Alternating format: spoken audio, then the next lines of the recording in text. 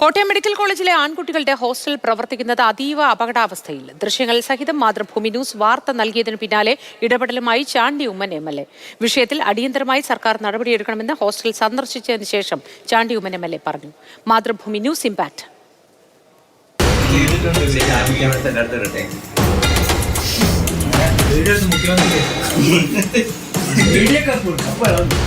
ഇന്ന് രാവിലെ 7 മണിക്കാണ് Mathrubhumi news Kottayam medical college men's ഹോസ്റ്റലിൽ ഇത്തരത്തിൽ അപകടമായ രീതിയിലുള്ള അതിൻ്റെ അവസ്ഥയെപ്പറ്റിയുള്ള വാർത്ത ആദ്യം പുറത്തേക്ക് വിടുന്നത്.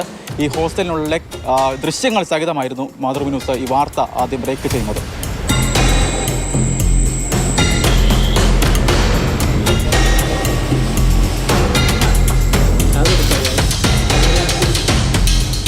കഴിഞ്ഞ ദിവസം അപകടത്തിൽപ്പെട്ട കെട്ടിടവും ഈ മെൻസ് ഹോസ്റ്റലും ഏകദേശം ഒരേ കാലയളവിൽ പണിത കെട്ടിടമാണ്. അതായത് 60 വർഷത്തിന് മേലെ ഈ കെട്ടിടത്തിന് പഴക്കമുണ്ട്. പക്ഷേ ഇപ്പോഴും അവിടെ വിദ്യാർത്ഥികൾ ജീവനും പണയം വെച്ച് അവിടെ കഴിയുകയാണ്. പ്രത്യേകിച്ച് ദൃശ്യങ്ങൾ തന്നെ വ്യക്തമാണ്. കാരണം ഈ പ്ലാസ്റ്ററും അതുപോലെ തന്നെ കോൺക്രീറ്റും ഒക്കെ തന്നെ ഇളകി വരുന്നുണ്ട്. തുരുമ്പ് പിടിച്ച കമ്പിയൊക്കെ തന്നെ നമുക്ക് കാണാൻ കഴിയുന്നുണ്ട്. വിദ്യാർത്ഥികൾ പലതവണ പല അധികാരികൾക്ക് മുന്നിലും ഇത് വിഷയവുമായി ബന്ധപ്പെട്ട് പരാതി നൽകിയതാണ്. പക്ഷേ ഒരു നടപടിയും ഇതുമായി ബന്ധപ്പെട്ട് ഉണ്ടായില്ല.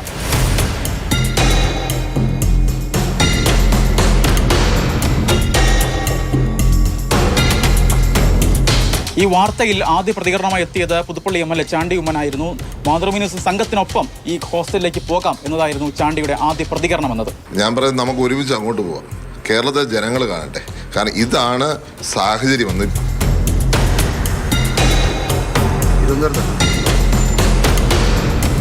ഹോസ്റ്റലിൽ അപകടാവസ്ഥ ചർച്ചയായതിന് പിന്നാലെ വാർഡന്റെ ഭാഗത്തു നിന്ന് തിട്ടൂരം വന്നു. ഈ വിഷയവുമായി ബന്ധപ്പെട്ട് വിദ്യാർത്ഥികൾ ആരും തന്നെ മാധ്യമങ്ങളോട് സംസാരിക്കരുത് എന്നതായിരുന്നു വാർഡന്റെ തിട്ടൂരം. പക്ഷേ അതിനെയും വേദിച്ചുകൊണ്ട് പല വിദ്യാർത്ഥികളും പ്രതികരണമായി രംഗത്തെത്തി. This whole wall was wet and above this floor 2 tanks are there, and if it is in this condition, suppose the tank fall in this room, all of us will be dead. ഞാനിപ്പോൾ 3-ാം വർഷമാണ്.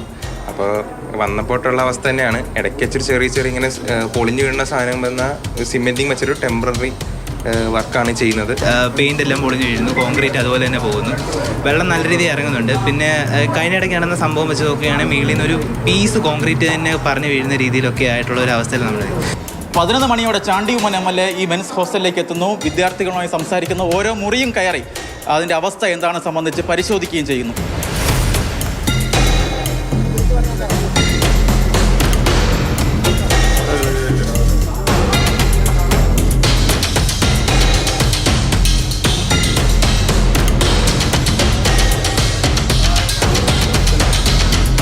ഇപ്പോൾ ഇവിടെ കണ്ടു ചെടി വരെ വളർന്നകത്തേക്കുക. അതുപോലെ തന്നെ അപ്പുറത്തെ ബാത്റൂമിൽ നിന്ന് വെള്ളം ലീക്ക് ചെയ്ത് ഈ റൂമിലോട്ട് കയറുകയാണ്. അത് എപ്പോൾ വേണേൽ തകർന്നു വീഴാൻ നിൽക്കുന്ന സാഹചര്യത്തിലാണ് ആ റൂം ഇരിക്കുന്നത്. ഈ സാഹചര്യം വളരെ ശോചനീയമാണെന്ന് പറയാതിരിക്കാൻ മേല. അതുകൊണ്ട് റിനോവേഷൻ ആണെങ്കിൽ അങ്ങനെ എന്താണെന്ന് സർക്കാർ തീരുമാനിക്കട്ടെ. പക്ഷേ ഇവിടുത്തെ ഒരു വിദ്യാർത്ഥിയെ പോലും വഴിയിലാക്കുവാൻ ഞങ്ങൾ സമ്മതിക്കത്തില്ല. അവരെ സർക്കാർ ചെലവിൽ താമസിപ്പിച്ചിട്ട് വേണം എന്ത് തീരുമാനം.